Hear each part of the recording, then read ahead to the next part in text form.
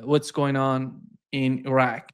Saudi Arabia, after announcing that some people in Iraq are using drones to attack their oil facility, they have decided to attack them together with the United States. They attacked FPO, PMF, BMF, yeah. PMF, which is part of the Iraqi army. Right. They're not part of the Iraqi Hezbollah or resistance. They're part of the army. They attacked them.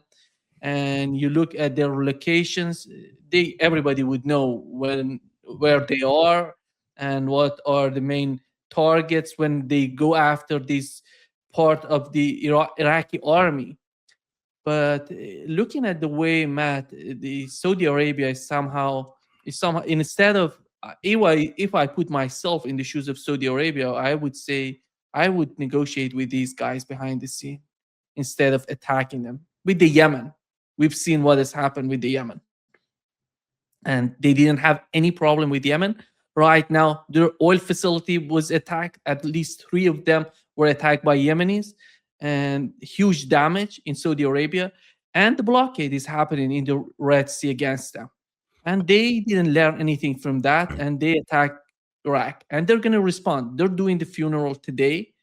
And as soon as the funeral is over, you're going to see a lot of, painful attacks on Saudi Arabia. What is your understanding, Matt, of what's going on? Somehow the war that you're feeling, maybe the war is contracting itself. No, it's expanding. Right. Expanding exactly. What is going on? Yeah, it's madness. That's what's going on, Nima. Madness is going on. You just laid out very well the irrationality of Saudi Arabia's actions. And certainly the conflict in Yemen, the war in Yemen goes back generations, goes back decades, goes back hundreds of years. I mean, certainly I was just reading something the other day talking about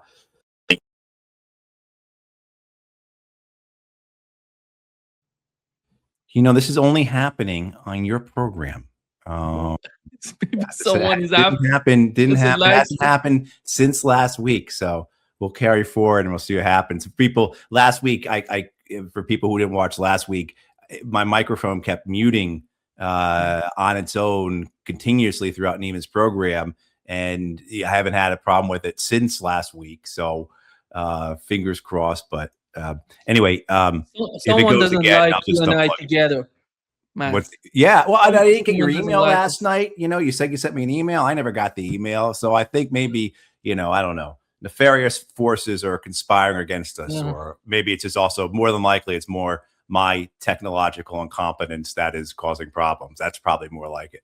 But certainly, as I was reading something about just the competition in Yemen in the 60s between Egypt and Saudi Arabia. So this is certainly something that has deep roots to it that, we could do a whole program talking about the history of Yemen. You need to bring on someone who knows about it, not me. But certainly that, this understanding that it's very complex and that it's much deeper and goes much further back than February 28th of this year, October 7th of 2023, et cetera. So, but yeah, the irrationality of the Saudis here. What do they think they're going to get out of this? And certainly these strikes in Iraq, which killed 20 members of the PMF who are part of the Iraqi army, as you said, there is overlap within some of those with the Iraqi resistance. It's not a straight line by any means, not black and white. It's very convoluted there. But this is only going to make things more difficult for the Americans. I will give the Americans credit in that they evacuated from the parts of Iraq they were in and moved their forces completely up to Kurdistan. I don't think the U.S. has any more bases in Syria at all either. So I will give the Americans credit for getting out of those areas before they stirred the pot with this war against Iran. But certainly what the Saudis have opened up here in the sense of renewed attacks on their energy infrastructure, on their transportation hubs, on their economy, as well as reigniting a war in Yemen that didn't need to be reignited. What do the Saudis think they're going to accomplish here? But certainly, as you said very well there, Nima, I think there was, maybe you go back a month, and as uncertain as what was going to happen between the Americans and the Iranians was, this idea of it actually somewhat narrowing in scope. And the only thing that was really the outlier that we had to contend with of what's going to happen with Lebanon. But then, of course, you have this issue with Yemen.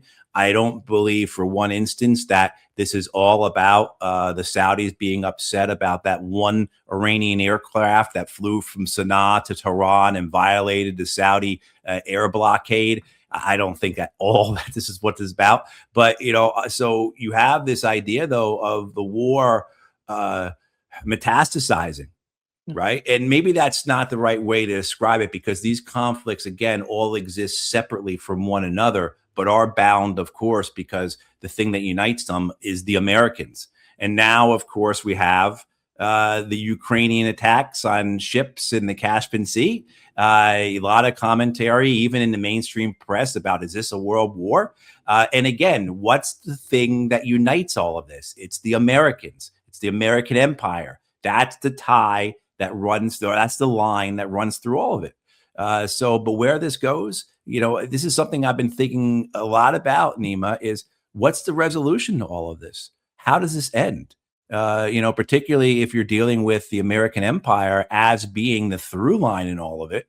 How does this end? How do you get a political resolution in any of this?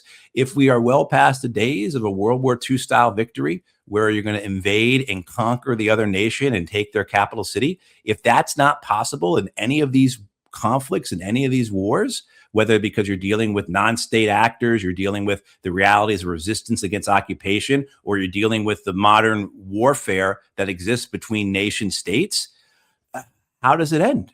And so I think you and I were very bleak about this for years now, but I think that you and I are becoming more and more bleak that this thing goes into the 2030s, no problem. I think we have, Matt, correct me if I'm mistaken, I think we've passed that sort of mindset of World War II, for example, to go to the capital, capture everything, and that's going to be over. Because of what is going on in Ukraine, just imagine what's going on in Ukraine. Yeah. Do you see Russia going that far to Kiev? No, I don't. They're just keeping the eastern part of Ukraine. They don't want to go to Kiev. Right.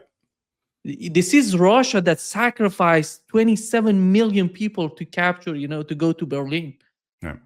Right. And even if they did say, you know what, the only way out of this is to take Kyiv and to conquer Ukraine, then you have to conquer all of Ukraine, and you have to go all the way to the Polish-Romanian borders. All that comes with that. But now you've occupied Ukraine. It's an insurgency that you have to deal with. And you have just excited the fever dreams of the late Henry Kissinger. Actually, no, Kissinger was against all of this, actually. But of the late Lindsey Graham, or recall that Hillary Clinton talked about this in February of 2022, this idea of giving Russia and Afghanistan, suck them into Ukraine and then give them in Afghanistan. I mean, as well as this idea that if the Russians were to conquer, which I agree, they do not want to do it. I don't think they have the ability to do it anyway. But the idea then is that you've now created Ukraine, you've created Kyiv as the new Jerusalem, right? As the purpose, the life's work of NATO, to take back, right? I mean, so it doesn't end.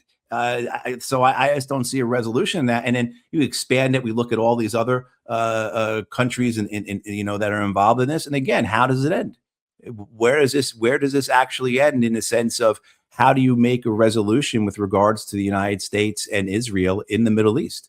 How do you make a resolution in Saudi Arabia with regards to Yemen if the Saudis feel that they have the backing of the Americans and can then try and finally defeat the Houthis because the Americans are going to back them, because this is part of the larger American project in the Middle East, a larger American war? I mean, so this madness just does it. In the Houthis aren't going to bend the knee. The Hezbollah is not going to bend the knee. The Palestinians aren't going to bend the knee. You're going to have to kill every last one of them. And that, at least in terms, is where the Israelis are heading towards. At least we have that understanding. We can understand what the Israelis want, how the Israelis see the resolution in Palestine. But the rest of the region, where's the resolution? I think what the point is, Matt, to what extent do they want to continue the war in the West Asia? Is Saudi Arabia, let's assume Saudi Arabia, because right now they are in a war with Yemen and with Iraq, in my opinion, with the resistance in these two Mhm. countries, and they're going to hit back. And this tit for tat is not going to end soon, because if they don't talk to each other, in my opinion, they have to talk if they want to put an end to this war. Tit for tat doesn't resolve anything, as it is between Iran and the United States. The same thing is happening between Iran and the United States, attacking each other. But after all, to what extent do they want to continue this war? Saudi Arabia, let's assume, are they prepared to be Ukraine 2.0? Because Yeah. they don't have the force that Ukraine has. They don't have that sort of stamina that we've seen in the Ukrainian forces, for example. Well, I don't think the Saudis have an interest in waging this war against Iran, but certainly against Yemen, they probably do, as well as crowding out or ensuring that they remain at the top of the hierarchy in the Middle East. And that's especially directed towards the Emiratis, who are their competition. But I mean, there is this idea of a Turkish, Saudi, Pakistani, possibly Qatari alliance, and we have the Saudi-Pakistani deal. We know that these countries have met and spoke about things. So, where do the Saudis want to go? I think they believe that they can continue, they could carry out the war in Yemen because they could purchase it. They could purchase the support. They can purchase the support through contractors, through mercenaries. They can buy the aircraft and munitions, the drones that they need to do so. I think they are under this impression that the Ansar Allah is a limited movement dependent entirely on Iran. So if the United States continues its war against Iran and Iran is forced to just focus on itself, then Ansar Allah will shrivel up and not be really much of a force they have to contend with anymore. Now, that's completely inaccurate. That's wildly wrong. But I think that is the view in Riyadh with regards to the Houthis, with regards to Ansar Allah. These countries that want to conquer and take over others, they always have some form of supremacist understanding, right? They always have some type of superiority, and they always have some type of rationale or excuse as to why they're not victorious, as to why they're not winning.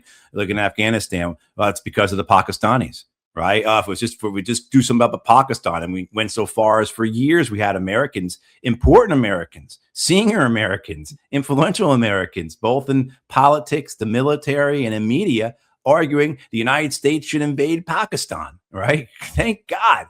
And if everyone remembers, go back 12, 13 years, the fate of the world depended on the future of Afghanistan and Pakistan. That's the way the Americans described it. And, what do we think about that now? But I think that this supremacist view, this colonial mindset, if you will, however you want to describe it, that the Saudis have to this idea of having to control the entirety of the Arabian Peninsula, as well then, of course, too, again, being at the top of that hierarchy in the Middle East. I think that's what's going to push them forward. And, they're not happy, of course, with the role of the Iraqi resistance, with the reality of the Popular Mobilization Forces forming the backbone of the Iraqi army. The Iraqi army without the PMF is nothing. That's the Iraqi army that the Islamic State defeated in 2013 and 2014. So certainly the idea of somehow, if the Iraqi resistance, if the PMF forces as well can be decoupled from the Iraqi government, if they can essentially be neutered or weakened, again, Riyadh sees this as something in their favor, 5, 10, 15 years in terms of making the new Middle East, making the order that comes out of this Iran war. But that, of course, is now the Saudis believing that there is an end state to the Iran war that is favorable to the American empire, to which the Saudis seem to remain being attached to. You know, a few weeks ago, we were having these conversations about what is the Middle East going to look like? You know, how are these nations going to move? What is the order going to appear to be a year, 2 years, 5 years from now? And I think we're getting some ideas of how these countries are understanding what is best for them, what's in their best interest, how they should move or how they should hedge. And for most of these monarchies, their interest is their own self-interest. And I think they fall back on this idea of it's the Americans that have kept us in power for all these decades. And as bad as it is, as much as we can't trust them, as incompetent as they are, as potentially ruinous as they are, as dangerous as they are the best bet for us going forward, us being the monarchs, right, and their families, and not, of course, the people that they rule. Matt, what is your take on the Iranian attack on Jordan? This is the first time Iran is attacking the United States without being attacked by the United States and responding to the United States. What is the understanding? What do you make of this move? It's something new. I think this confirms those who said that this government in Iran has a more hardline stance, that is going to be more aggressive, that is going to break with the patience of the previous Iranian leadership. And I think this tracks with what we know about what happens when you carry out decapitation campaigns. You end up with a harder group of people in charge. If people are unfamiliar with that, you can watch the great HBO television series, The Wire, about street gangs in Baltimore, and it will explain that exactly to you. And this is the same phenomenon we have seen in assassination and decapitation campaigns throughout the world. Certainly what happened with the Taliban, in Afghanistan, happened with American assassination, decapitation efforts against the Iraqi resistance, things like that. You get a harder breed in charge, a younger, more aggressive, less patient leadership. So I think we may be seeing that as well. Also, too, I think this is an extension of what we've seen from the Iranians over the last several months, this notion that they are in charge, that they are in control, and they will set the tempo of this war. They will set the terms of this war. And it will not be up to the United States to initiate combat. It will be up to the Iranians to initiate combat. So here I think this posture the Iranians are demonstrating is one that they are not going to just sit and wait for the United States to attack, and that they are serious when they say the United States has to remove its forces from the region. That was part of the MOU, one of the later paragraphs in the 14-point MOU. The U.S. was to remove its forces from the region. Now, that was very vague. J.D. Vance said, oh, it just means we're not going to have 2 aircraft carriers there, and all these extra troops we sent there for the war will pull back. But anyone else who reads it could be like, says remove your forces from the region. That means close up your bases and go home. And I think this is what the Iranians are acting upon.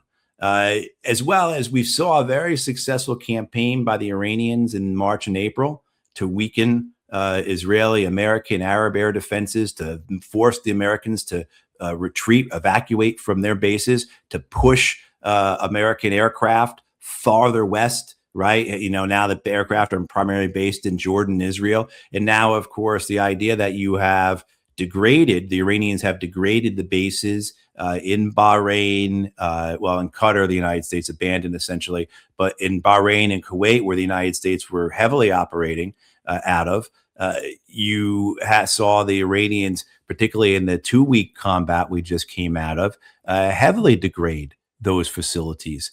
So the idea being that the Iranians are systematically moving through the American defenses, the facilities, the capability of the Americans, and now, of course, they'll focus on Jordan.